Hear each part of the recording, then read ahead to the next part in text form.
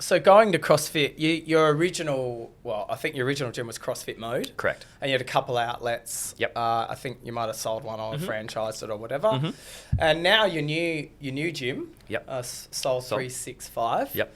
I've noticed there's a shitload more people. Yeah. And you've rebranded, like you've moved locations because you're getting in trouble with noise. Yeah. And the neighbours didn't like weights dropping At 6 a.m. And actually went into their house and we did drop a couple of weights and it almost shook their telly off the wall. I was just like, okay, we better stop. So I understand where they're coming from. So, the move for you, you've always been able to, it looks like you've been able to see some trends and then move with them. Changing the name simply, CrossFit does have a bit of, when you say it to people, it does put a few people off. 100%. And, changing the name, I thought, as just a gym goer, I thought it was a masterstroke in regards to what your business is doing. Because you still actively support CrossFit. Yeah. But you've gone out on your own to change it. And I know you want to do a lot more with recoveries and, you want to introduce a whole lot of other parameters of whether it's spin classes or yoga classes or I don't know if you can call it yoga. You have to call it stretching or something. Yeah. Is that true? Well, no, I think you could call it yoga if you wanted to, but... You might have to pay someone a fee. Yeah, exactly. Potentially. But, it really changed my mind with what you were doing because... previous to that, I didn't really realise, okay, James. And then I started watching you in the games and it was pretty exciting to watch. So to see your movement forward, to see the change, and with CrossFit where it's going, it's like any big sport. You talk about UFC, you talk about stuff that is as big as it's going to get. Where does it go? And you have to keep reinventing. 100%. Or you just fall along the wayside to the next thing. I agree. I think the evolution, and I've always been one to always want to continue growing, learning, evolving, keeping an open mind to anything. I'll always keep an open mind and give everything a chance.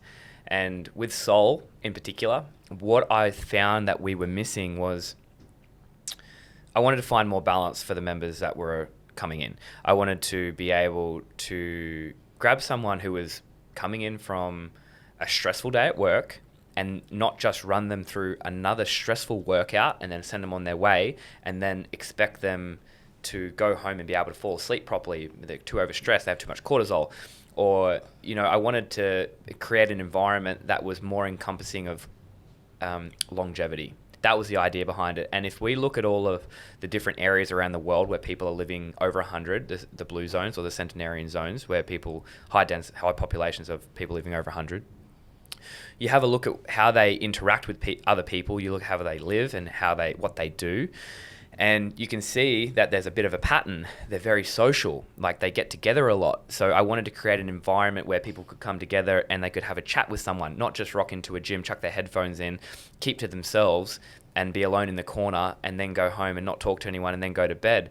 Whereas mental stimulation and creating relationships all goes towards mental health and also creating the wholesome, encompassing longevity spectrum that I wanted to teach to the people that I'm in contact with. So I did see a doco on these people living longer, drinking their coffee, having their wine and getting together. Yeah. And, we talked about, I had a holiday up at the river and I loved the place up there and I ate and drank probably more than I should, but I probably didn't eat bad food. So for me, came back, I actually feel amazing, which is scary for everyone around me because you function so much on a different level.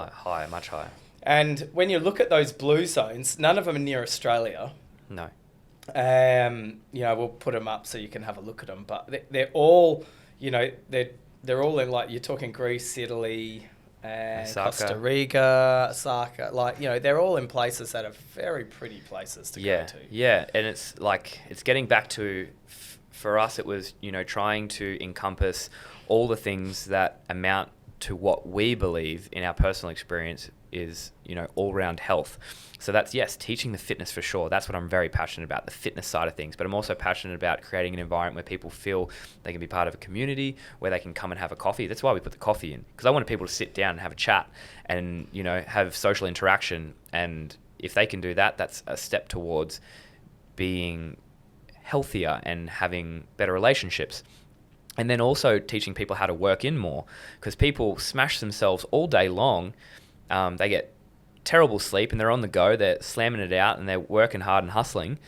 But then where's their time to recoup and recover and do those things? So trying to promote the working in protocols that I really enjoy and love, and that's, having the float tank there and doing some sauna and doing the breath work and doing the stretch at the end of class.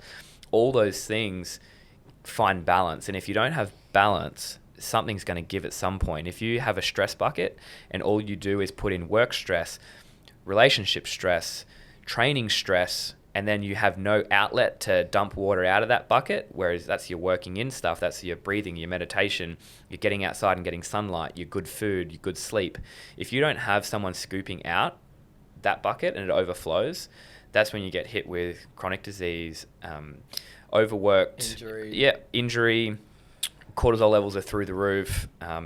You get, a whole bunch of different ailments that'll just plug you for ages. Like people that burn themselves out too much, and you've got things like adrenal fatigue and chronic fatigue that almost never leave you, and you have to work really hard to get them back into sync. And so if you don't have balance, then there's no point in really having too much at all, because at the end of the day, if you can't function, then what's the point?